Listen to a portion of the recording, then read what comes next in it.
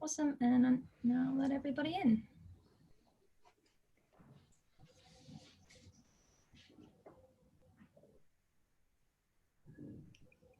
Oh, so many people. So many people.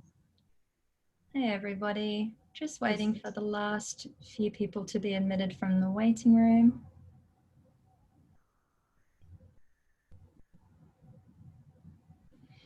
All right, let's get started. Thank you all so much for joining us this evening. I'd like to begin by acknowledging the traditional owners of the land on which I'm currently seated, the Yagara and Turrbal people. I pay my respects to elders past and present and acknowledge that this always was and always will be Aboriginal land. I'm so pleased to be here with you tonight for this discussion of Ewa Ramsey's The Morbids. And before I hand you over to tonight's speakers, I'd just like to really quickly reiterate some of that information that I sent to you in your email with the link to tonight's event. So you've all automatically been placed on mute and you'll remain so throughout the evening, but that doesn't mean that we won't have a Q&A session. It just will look a little bit different to what you might be familiar with. So in order to ask Ewa questions, I'll get you to send them through to me via the chat box. And if you can't see it, then that's towards the lower left of your screen. The questions will come straight through to me and I'll read them out along with your name towards the end of the event, and I'll try and get through as many as we can. So start sending those through to me as and when you think of them. And the other thing that I want to mention tonight is at the moment we have a promotion on for everybody who attends our online events. And that is if you use the code EVENT, E-V-E-N-T, at checkout on our website, then you'll get 10% off all of your purchases online. So I'll be sharing the link to purchase your copy of The Morbids in that chat box shortly. So I recommend getting in early while we've got that promotion going to make the most of it. And so it is now my pleasure to introduce Ewa Ramsey. Ewa is an emerging writer and arts administrator based in Newcastle, New South Wales. She has presented short fiction at the National Young Writers Festival, won a commendation in the Newcastle Short Story Award, and been a finalist in the Newcastle Herald Short Story Competition. She has also written for PC and Tech Authority and worked as an editorial assistant and pop culture writer and reviewer for Atomic magazine. She is currently operations manager for the Newcastle Writers Festival and on the board of the National Young Writers Festival. And in conversation with Ewa tonight is Bri Lee. Bri is an author and freelance writer. Her journalism has appeared in publications such as The Monthly, The Saturday Paper, Guardian Australia, and Crikey. Her first book, Eggshell Skull, won Biography of the Year at the ARBIA Awards, the People's Choice Award at the Victorian Premier's Literary Awards, and was longlisted for the 2019 Stella Prize. Bri is also a non-practicing lawyer and continues to engage in legal research and issues-based advocacy.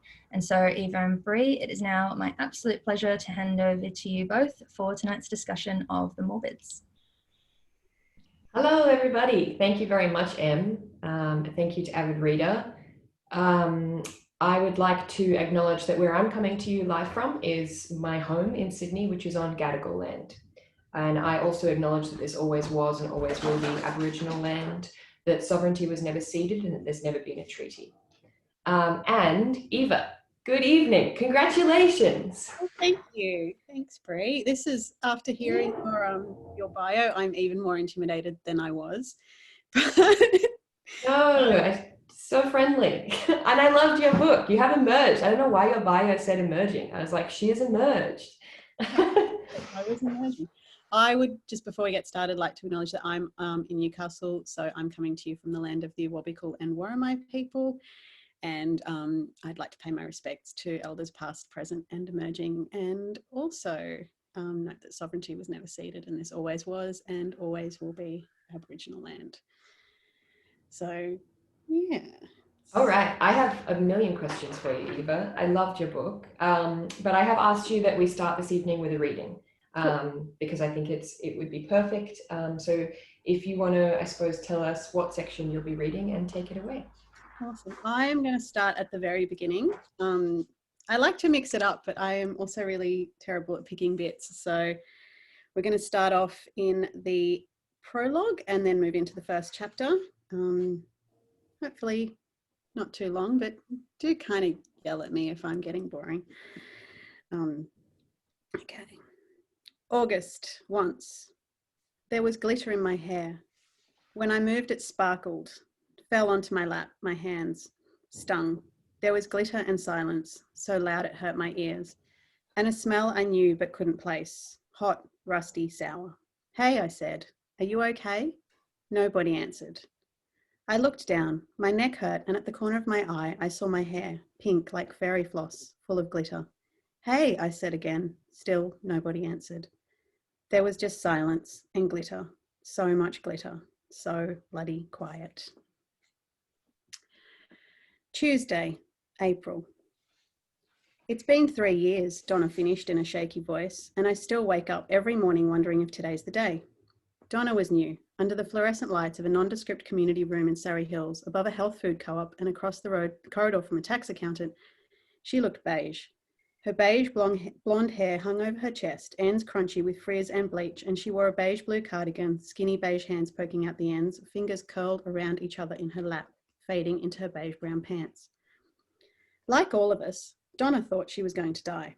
She had woken up one day, 3 years ago, convinced that the train she caught to work every day was going to derail and she'd be decapitated by a dislodged green leather seat. She was so convinced she'd stayed home from work. The next day, her fear of trains had passed somewhat, but there was a strange pain in her calf that Google told her might be deep vein thrombosis. It wasn't, of course, but it could have been. The day after that, she had a headache that could have been a brain tumour, and that fear of train derailment was back even stronger. And so here she was. Jeff sat opposite me. He'd been coming for longer than I had, as long as the group had been going. When Donna said the thing about the train seat, his eyes had widened, and he'd turned to Franny next to him and said, God, I never thought of that. What a way to go. His voice was full of fear, but also wonder at this new toy to store in his brain box, ready to pull out when his favourite domestic accident, the more unlikely the better, got boring. We all had our favourites. Franny's was cancer, Carlos's vehicular. Louise had only been coming for a couple of months, but it was obvious she was expecting something violent yet premeditated, a stalker or an ex-partner or her childhood enemy. Mine was mugging gone wrong, wrong place, wrong time type stuff, killed in a moment of panic or by accident, sexual violence of varying degrees optional, currently waning in frequency. Some of us had more than one, a primary and a secondary. Louise's secondary was cancer, Jeff's was bad flu. He got his flu shot every year, but that only protected you from last year's strains, he told us, over and over. My secondary was freak accident, not domestic. A shop awning collapsing, unsecured load flying off a truck, lighting rig coming loose from a nightclub ceiling. The kind of thing that would make the news not because it was tragic, but because it was so unexpected. The kind of thing the rest of us would watch on TV and think, oh, good one. The primary was the one you thought about all the time, that you'd almost accepted as inevitable. The secondary was more an uncomfortable niggle, a reason to cross the road, but not to stay home. Wonderful, thank you. Thank you.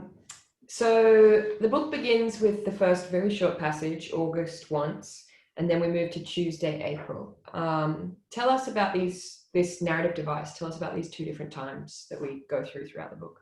So most of the book is set in Tuesday, April time. But we do flashback. So there was an event in Caitlin's life a couple of years ago, which sort of prompted her current, I guess, mental state.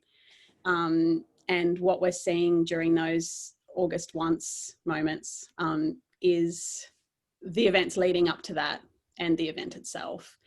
And I wanted to sort of break it up a little bit. I find it really interesting when you've got these big events in your life, especially when you're sort of suffering from anxiety or there's, trauma, they sort of unhinge in time. So I just like the once devices. You're not really sure when it's happening. You just know it happened at some point in the past. And it was a really nice way to also introduce Caitlin before her accident. So you're seeing where she's coming from and what she originally wanted. And then her whole life gets disrupted and you see that.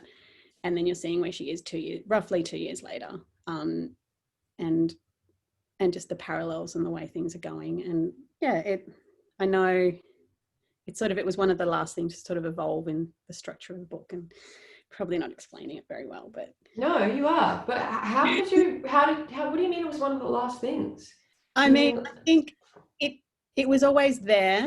but originally the flashbacks were sort of more incorporated in the story, and then we sort of broke them out and made them their own sort of pauses in the actual narrative, which really worked a lot better, because before it was sort of flickering back and forth and it wasn't quite there, and the narrative didn't have any real structure.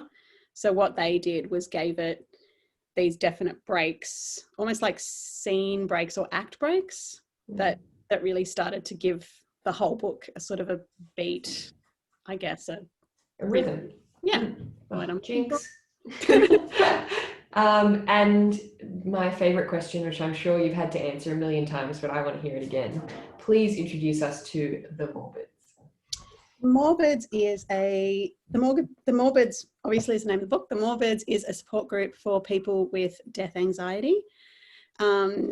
Not maybe the healthiest support group. I was actually talking to someone the other day who said that a psychologist friend of theirs read it, who ran support groups, and she spent the entire time being like, oh, no, this is not good.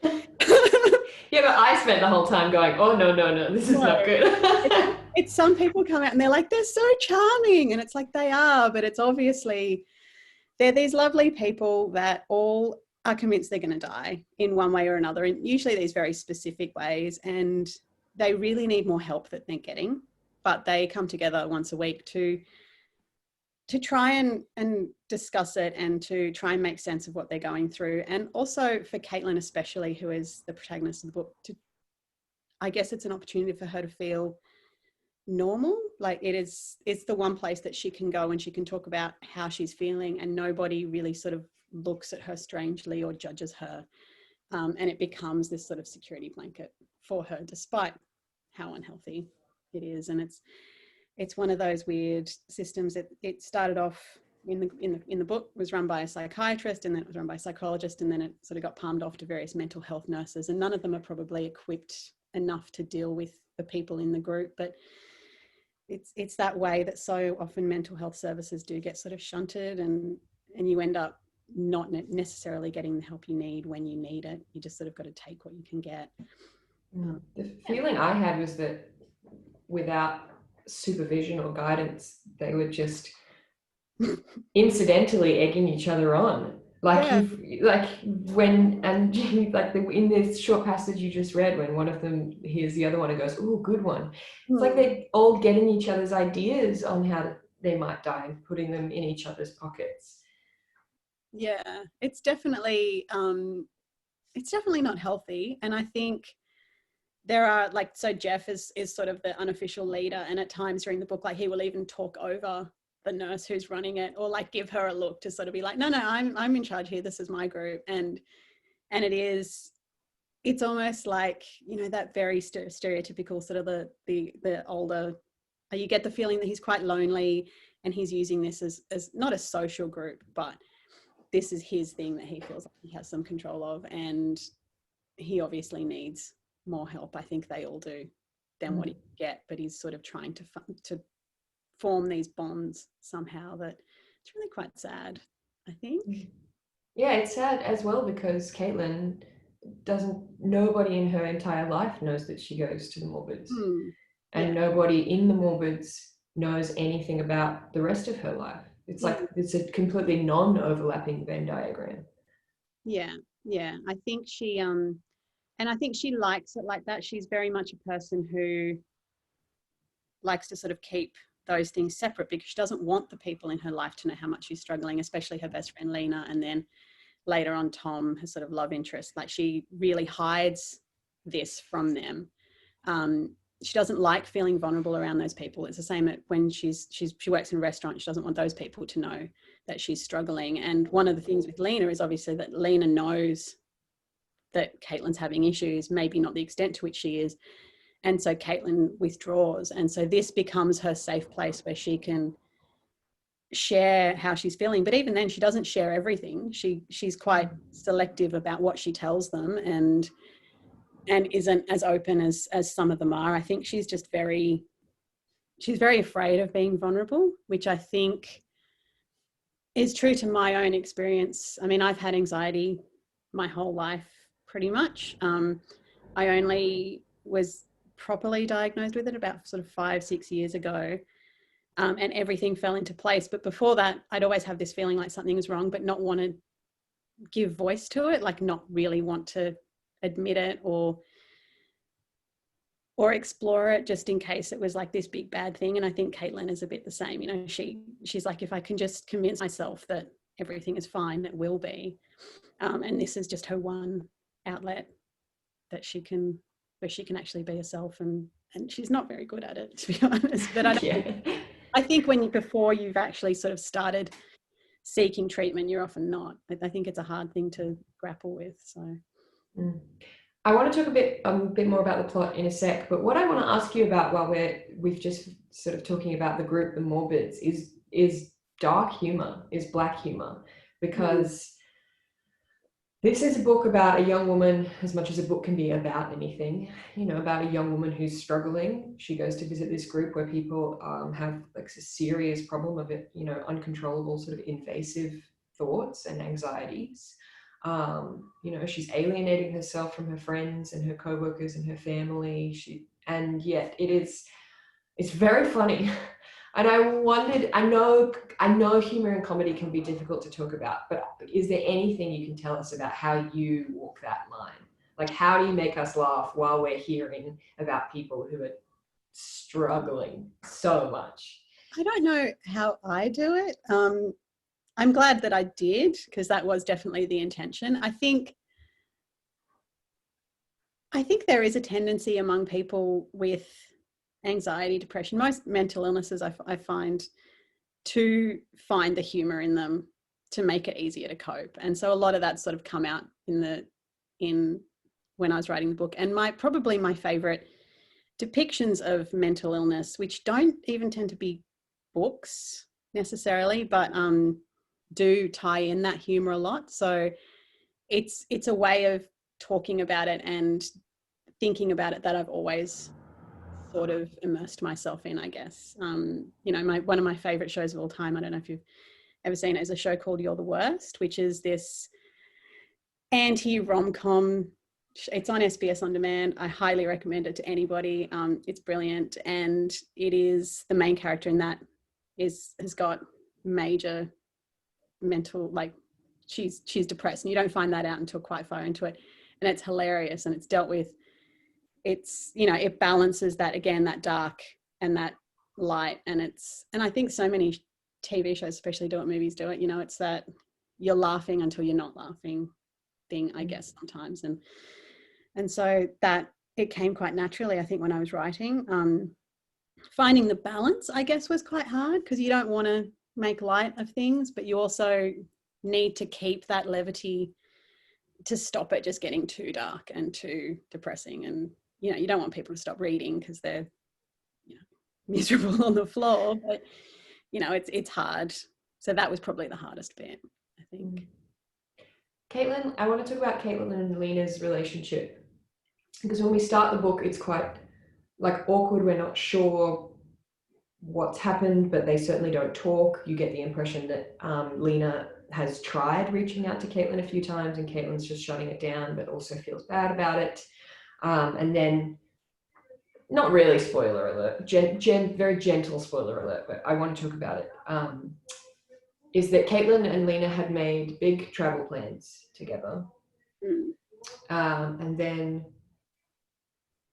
one of the two of them sort of cancelled and that is like such a feature, in particular, I think, of middle-class women's friendships, of planning a big trip together, and that constant tension about whether or not it'll actually come good and whether they go together, and that it's kind of this make or break moment. How do they talk to us about how these two women struggle through this and try and reconnect? That's a really good question. I think, yeah, they've always had these plans, and like so many, I mean, I really loved exploring female friendships, and those really long-term ones, you know, when it's someone that you've gone to school with and you still know 10 years later, and there's history, and there's so much, you know, each other so well, but it's such a double-edged sword as well, because you're always vulnerable because you're totally exposed. And I think, I mean, the travel plans, I guess, for Caitlin, who, when we meet her, and I think throughout the whole course of the book, has never really wanted to settle down. Sort of traveling is a thing for her where she can keep, you know, it's something she wants to do. She wants to see the world, but it's also a reason not to settle, not to get into relationships, not to, I mean, you've got, when we meet Lena at the beginning of the book, she's getting married. She's just bought a house. She's in, you know, she is doing the late 20s, early 30s, settling down thing. And it scares the pants off Caitlin. Like, she wants no part of that. And travel has always been a goal of hers that means she doesn't have to commit to anything else in her life, whether it be work or whether it be a relationship or anything like that. It's always been sort of its own goal, but also a bit of a way of avoiding growing up, I guess. And what is it about that though? Is it commitment, or is it like growing up? Is it, why does she have, what's that push-pull thing?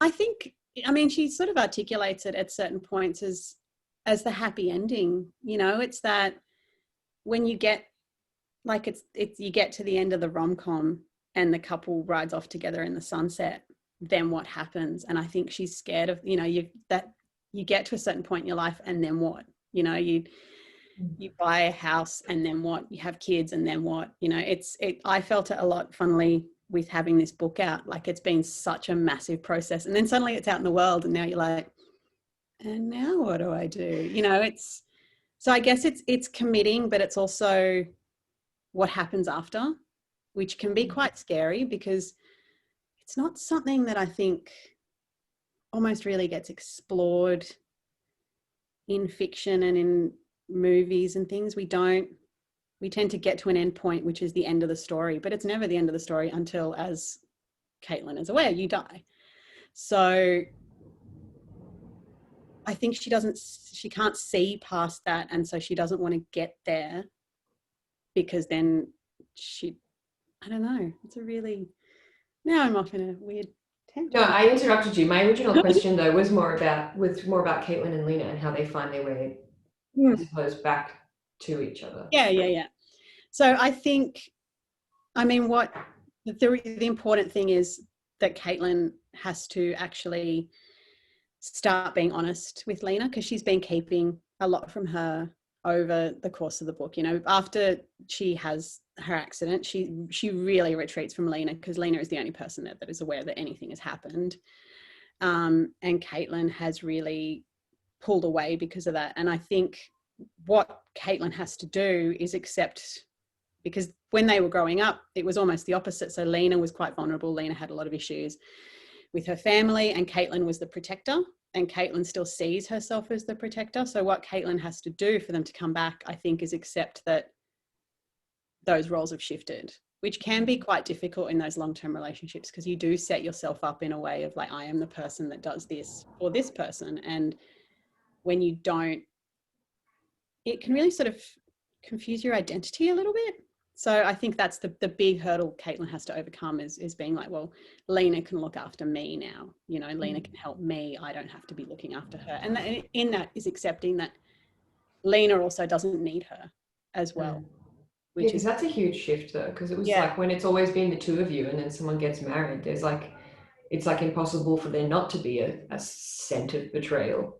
Yeah, it's just like that, like, are we still best friends? Because, you know, it is. And I think everyone goes through that as you get older, and as you find partners and move forward in your life. It's like, where do we fit with each other now, and with all these other people and these other commitments? And I think they just really have to find that again, and I hope they do. I think by the end of the book, they're in a pretty good place. Spoiler alert. Caitlin meets and starts falling for a very handsome doctor who has a great apartment and seems kind of funny and nice. What's the catch? It is. This is such a funny question, and I've been thinking about it a lot recently. And I think it's so interesting to me that people are perceiving Tom, who's the doctor, as this very perfect guy, because to me, he's almost the flip side to Caitlin. You know, he goes to the restaurant she works at. He sits there every night reading a book and drinking the same whiskey. Like, he's not a cheery, happy person.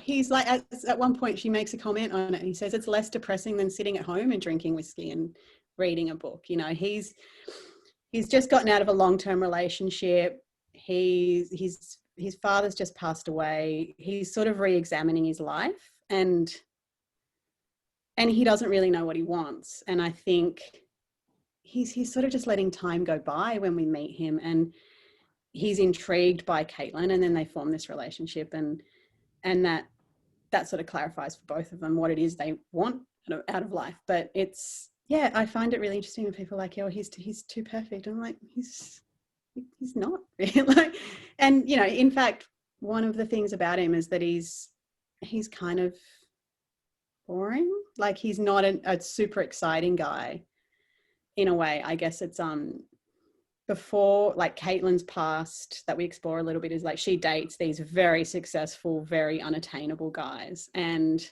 they're so often assholes, and they're the glitz and the glamour, but not anything beyond that. And she sort of dates them because she doesn't want someone who wants to settle down. She doesn't want any of that. So meeting someone who is obviously willing to settle down, who is just a lot more grounded, is quite confronting for her. So, but it's, yeah, the reaction surprised me, I think, to Tom in a way. But it's always, once you write a book, you put it out there and people take from it what you can't, you know, like add cliff notes that are like, this is what I meant. So, yeah.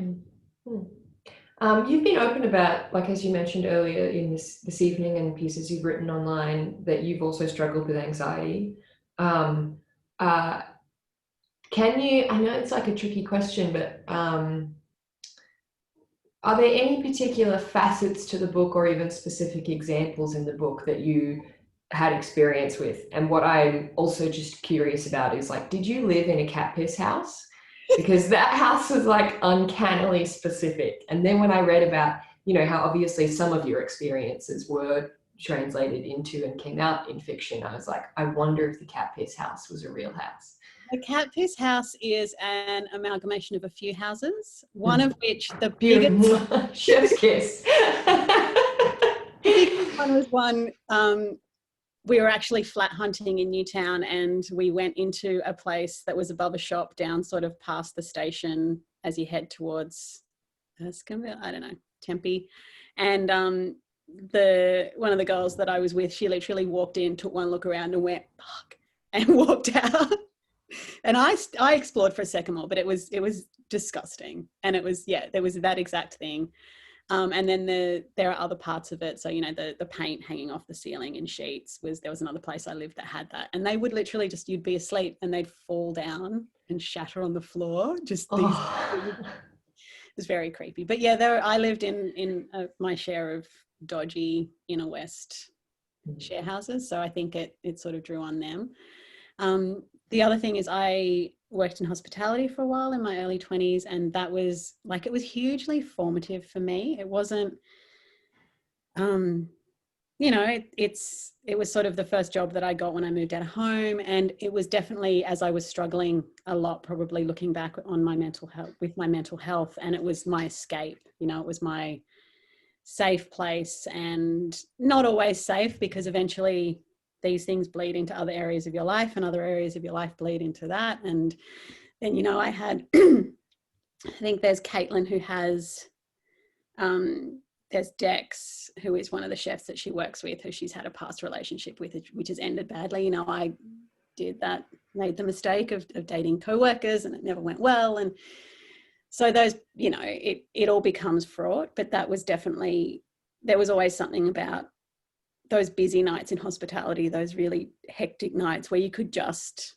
lose yourself in it. And I found at times where I was really, really struggling, that was so comforting, like just to not be able to think for a while. So that's definitely a part of it that draws a lot from real life. And yeah, I think I for a long time, I mean, the one thing that I'm very opposite to Caitlin about is, especially now, I'm quite open about my anxiety, but back then I probably did sort of hide it and mask it and look for ways to deflect. I think also, again, with humor and other things. And I also in my early 20s smoked probably about as much as Caitlin does, so that's definitely reality.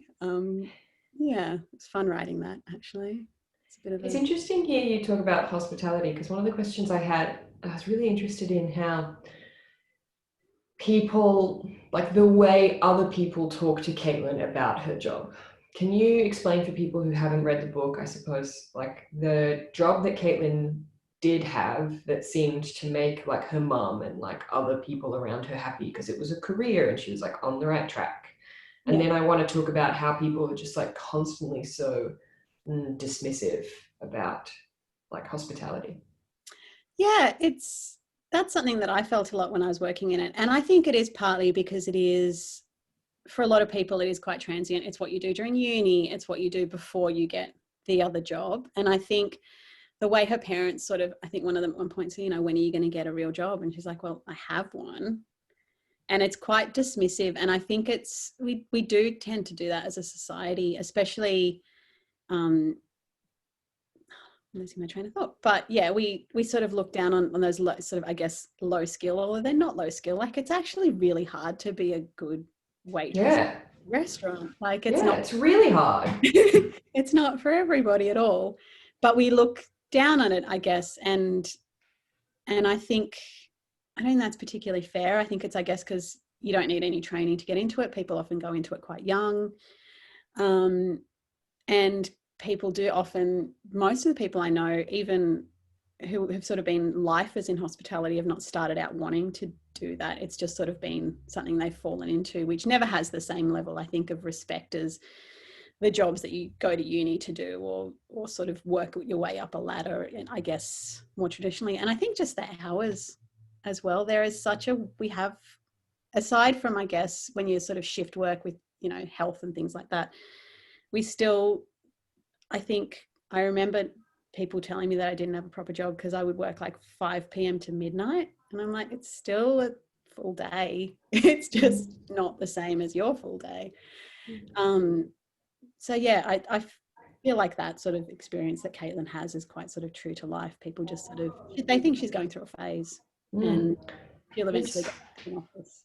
And it's so heartbreaking because like she loves that job. Like, and whether it's like healthy or not, whatever, but for her, that job is like the one sort of refuge she has when it is really busy, and she can just like feel like you get this real sense of accomplishment when she feels like she's done a really good shift. Yeah. And then like all the people around her are just so disparaging about it. And then I just feel like when she meets Tom and he's a doctor, even the way she like talks about him being a doctor, it's like she's just internalized all that class crap about like what's a career and like what's just some throwaway job. Yeah, I think that is definitely, it's a huge thing. And I mean, sorry, I'm getting croaky. I went to a selective high school, and the expectation was you're going to be a lawyer or a doctor, maybe an accountant.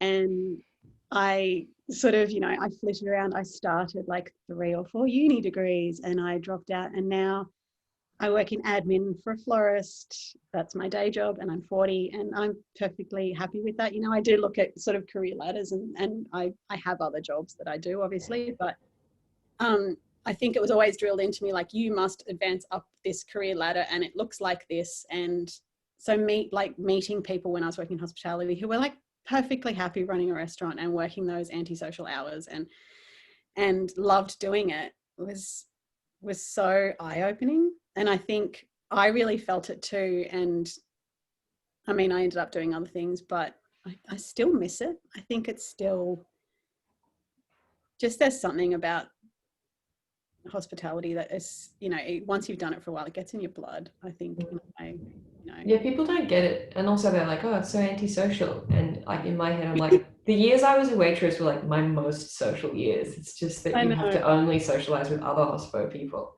I think maybe it's like that bubble that freaks people out or something. Yeah. And it is because you can't go to your friends' parties because you're working when your friends are having parties. So you got to go to hospitality parties, which are like 10 o'clock on a Monday night. You know, it's very different. Or like 6 in the morning sometimes. You know, you're working completely different schedules. So it does disconnect. And I think that is another thing that happens to sort of Caitlin and Lena when Caitlin starts working in this restaurant, is they find it really hard to connect because it's like, when do you do that in between your day job and my night job? And yeah, but I think it's definitely the thing throughout the book that brings Caitlin the most joy, I guess. Yeah, definitely. Did you write the Morbids with a particular reader in mind? My question is an ideal reader, but like, do you know what I mean? Like, did you know who you were writing it to or for? Not really. I think it was a very organic. I guess I was kind of, I think, writing it to myself when I was younger, I guess. Or I guess readers like me, you know, who who I was, who hadn't necessarily figured themselves out to say that's okay, I guess. Which sounds very weird and noble. Yeah, it's not something I gave a lot of thought about, but I mean, my principle is always like, write what you want to read. So I guess it was probably slightly younger me who needed a bit of niceness and hope.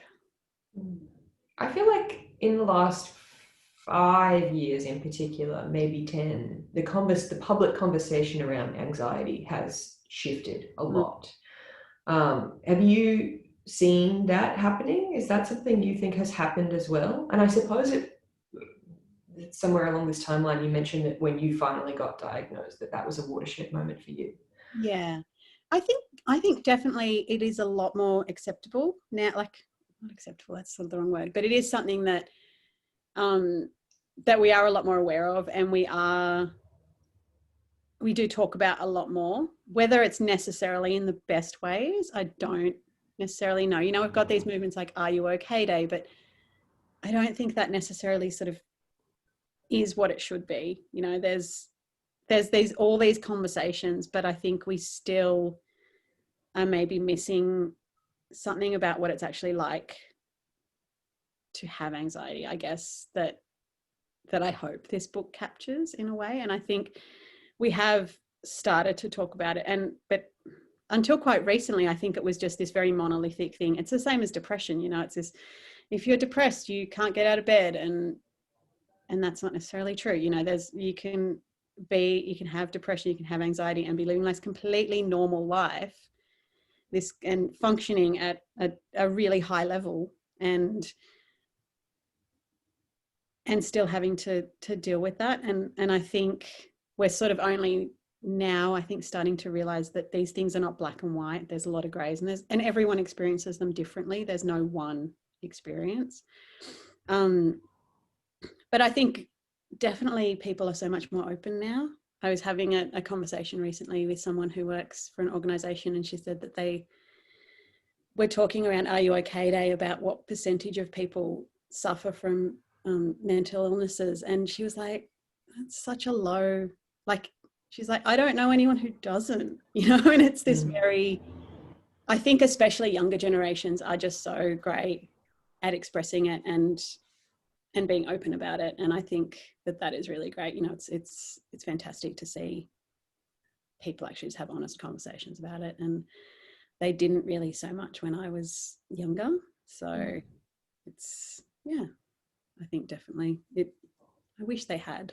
But do you think COVID has made a difference? I feel like people are, or maybe what I'm trying to say is, I feel like if COVID and the really serious lockdowns had happened 5 years ago, I don't think mental health would have been as big a part of the conversation around the adverse effects of lockdown. Does that make sense? I think so.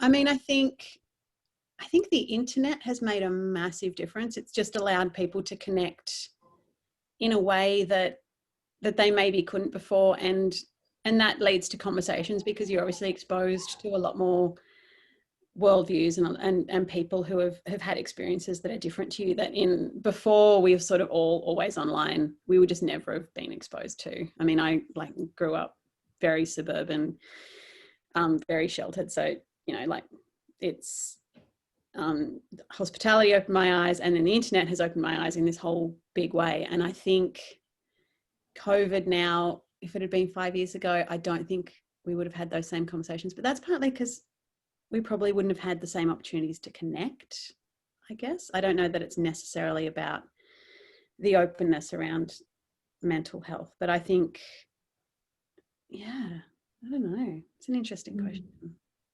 For everyone watching at home, and it's almost 1:15, and I do want to leave time for audience questions, so please make sure you type any that have come up during chatting with Eva. When I was prepping my questions for tonight, Eva, and I was just sort of looking through the response, so many people have been really affected by this book. And I was just wondering if you had, I suppose, read any of those responses and been particularly, I suppose, moved by them in return, or if there was anything that made you feel like maybe, okay, it did the thing, you know, like the book did the thing that I hoped it would do. There are lots. I mean, I can't remember any of the top of my head. I have a little file. Like if I see something in particular, I have a screenshot, and then I screenshot it, and then I've got this little thing in my Dropbox where I save it, because that is so much what I wanted. But the thing it's done for me that I was really surprised about is when you write a book, and one of as this evolved and as it became a thing, one of the things I started thinking about, that sort of comes back to that question of who I wrote it for, was maybe this would make someone else feel less alone, or feel understood, or feel seen. And it definitely has done that. But in that process, what I didn't expect is how seen and understood I felt. Because I wrote this thing, a lot of it from my own experiences. And when someone's come back and said, yes, this is me too, it reminds me of all the times that I felt like I am the only person who because anxiety can be quite isolating like that. Like, you know, in your head that so many people are going through this, but you can feel really, really alone. And I'm a mess. I can't cope with my life. Everyone else can cope with their lives. Why is that? What is wrong with me? And so putting this out there and getting that response was actually, I felt really connected and understood in a way that I hadn't expected to. I guess I always sort of thought it was a one-way transaction, I guess. So having it come back has been, in a way, really healing in a way that I didn't expect. I don't know. Maybe I should have expected it, but it surprised me. But yeah, I think just anyone who said that they relate, even in the smallest ways, it's meant a lot to me to have that. And I hope it's helped people. Someone the other day said that they felt braver after reading it, and that really made me a bit teary, made me really happy. Yeah, the response has just been so lovely and so overwhelming, and yeah, beyond anything I dreamed of, really. Well, I think it's safe to say it did the thing. I hope so. I think definitely it's affected people, which is what you want. You don't want a book that people just read and go, oh yeah, that was great, and completely forget about. So, and it doesn't have to affect everybody. I mean, it's not a book for everybody. It's for, it's for the people that get it, and they're the people that I'm really sort of focused on and love to see reading it. Wonderful. Em, do we have any questions, or do you have any questions for Eva? Yeah, we do. We've had a few come through. I'll start with one from Caitlin, who asks, she says, I'm curious, are there groups like the Morbids in real life? What research has been taken about support groups that deal with mental health surrounding death? I would hope that there are none quite like the Morbids, because as we've discussed, that one is a bit of a mess. I know that there are obviously support groups for all sorts of things. I don't know that there are ones specifically around death, although I know that there is an increasing number of practitioners who are dealing specifically with death anxiety, and it's something that's becoming a lot more understood and talked about. And actually, surprisingly, it's something that I was reading actually underpins a whole lot of other mental illnesses. Like it's this weird cross-diagnostic thing, death anxiety. And I had this really interesting conversation with my psych about it recently, and how one of my biggest anxieties is social anxiety. And he's like, yeah, because in the olden days, if you were like cast out of your tribe or ostracized from your society, you would get eaten by a bear or starve to death. So in a way, that fear of death informs like sort of social fears, or, you know, the PTSD, OCD, like a whole bunch of other mental illnesses can be underpinned by death anxiety. But I think probably we're still sort of exploring that, and I don't think there is a Morbids specifically like group, but obviously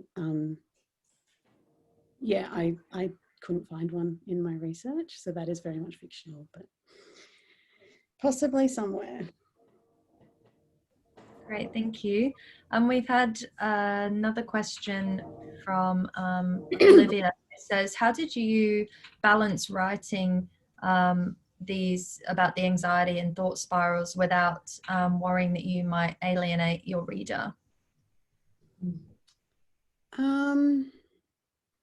That's a really good question. I think I worried about it a lot, and the reason I hope that I didn't alienate too many people is because of my fantastic agent and publisher, and especially editor, who were very, very good at saying to me, this is too much, and getting me to pull it back. In the original drafts of this book, and there were a lot of them, Caitlin's spiral is a lot longer and probably a lot harder to read, and so I think a lot of what that comes down to is just having a great team around you who are able to look at your work and say, right, this is too far and it needs to sort of pull back to here. So hugely lucky in that respect, I think.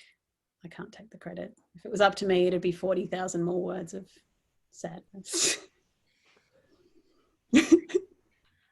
Rachel would like to know, what was your road to publication? Do you have an agent, etc.? Can you talk a bit about that? Yes, I do have an agent. I basically did a cold submission to a literary agency, and I got an email back the next day saying, read your 50 pages, send through the rest. And then within a couple of weeks had an agent who has been absolutely amazing throughout the whole process. Before that, I did, I'm lucky enough because I have worked across sort of writers' festivals for a while. You know, I've had various sort of contacts in publishing. So I had, you know, people had a look at it before, but it had sort of just been on a more informal basis, I guess. But yeah, so Grace took it on. We worked on it together for about a year. I think we did, formally it was 7 revisions, but that really means it was more like 20 because it'd just be like little ones. And she is amazing. Her insight into where it needed to be was just stunning. And I know Bri has the same agent, so she would be able to attest that she's the best one. And then after about a year, we put it out sort of on wide submission. Alan and Unwin picked it up. They were super enthusiastic from the get-go. They sort of, you know, pitch I couldn't go past in terms of just their enthusiasm and their support, and just making me feel like they understood what I was trying to do and were going to support what I was going to try and do, and weren't going to try and fit it into a different box. They were very much like, this is your book and we just want it to have the best life possible, and they still are that. So yeah, that they picked it up, and then about a year and 13 months later, it was published. So pretty quick, really. Yeah, and I think before getting an agent, yeah, it probably was about 2 years work as well. So the whole thing, 4.5 odd years. But I would definitely recommend, if you are looking to get published, I know it's not easy to get an agent, but they're worth their weight in gold. Just having that person you can bounce off that is on your side. But as Grace will attest, can also just be like, dude, settle down, you know, and give you the reality check when you need it. Is yeah, so important. Great, thank you. And before I throw back to you both for any final questions and comments, I'd just like to know if you're working on anything else at the moment, and sort of what your writing routine has been like, particularly with COVID and the current in and out of lockdown situation. Yeah, I've been working on a second book for a while, but it's not really. It's still. It's bits. It's still bits. I think it got to about 30,000 words, and then it went back to the beginning and just trashed it all. And no, Grace, if you're watching this, I'm not sending them to you. But I write. I have I say two small kids, although they're not small anymore. They were small when I wrote this book. So I get up super early and write for a couple of hours before they sort of get up and start demanding being fed and shunted off to school and things like that. And I think the hardest thing during COVID was not having that routine. So, you know, they were always home, and it was just, there was no time, you know, there was no, like, there was a lot of time in the day, but there was no structure. So where it would usually be like, I'd wake up at say 5:30 and write till 7:30, then it was just like, you know, now I wake up at whatever time, and then they're in at 6 and, you know, want to start school. And so that it really sort of messed with that. But I have, you know, I've got a pretty firm idea of what the second book is hopefully going to be about. I'm still tinkering in my head, and I have this grand plan that I'm going to do NaNoWriMo, because I really work best when I have a deadline. Like, I need some sort of an external pressure on me. I remember it from uni, you know, I would never start an essay until the night before it was due, because I was like, no, my brain does not work that way. Someone needs to be like, right, this needs to be done. So ask me again at the end of November, and hopefully I will have something a little bit more solid. But there's definitely something in the works. Awesome, thank you. Well, those are all the questions that we've had this evening. So Bri, if you had any final ones yourself, or Eva, if you had any comments that you'd like to make tonight before I open up the room so that everybody can join me in saying thank you to you both for this discussion. I'll throw back to you both now, but then, yeah, let me know. Well, no, it's almost 8:30, and I feel like we've come to like a really nice sense of closure. And I just want to say thank you. And your book is really beautiful. I don't know how you write about people who have death anxiety and make it so funny and so full of love, and something that is, despite the odds, actually quite warm-hearted and uplifting. And yeah, everything I've been reading about it is, you know, people have been talking about reading your book being like the first time they ever felt something within themselves described, and seeing themselves in it. And to have achieved all of that with a debut is just phenomenal. So I just want to say congratulations and best wishes. Thank you so much. That's yeah, it's been overwhelming the past month, and the past couple of months really, since it sort of trickled out there and people have started reading it. But I think it makes me feel like, you know, I've always wanted to write. It's taken me a really long time to feel confident enough to share my writing. And that response just makes it feel like it's all worth it. And, you know, I kind of, it sounds so naff, but I want to be like, if you have a dream, you should do it, because this. But yeah, it's basically true. I think fear stopped me doing this for a really long time, and the response that I've gotten has sort of, you know, pulled that fear back a little bit. Still there, but it's much less. So, but thank you so much. It's been. Thank you.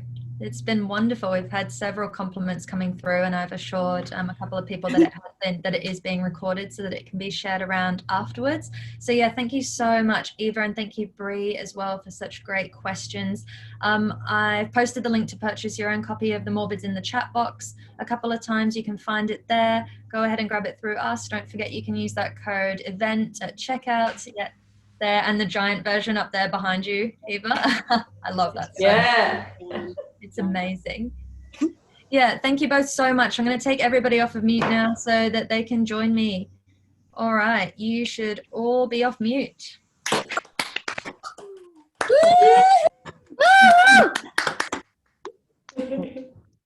Thanks so much, everybody. Thank you for joining.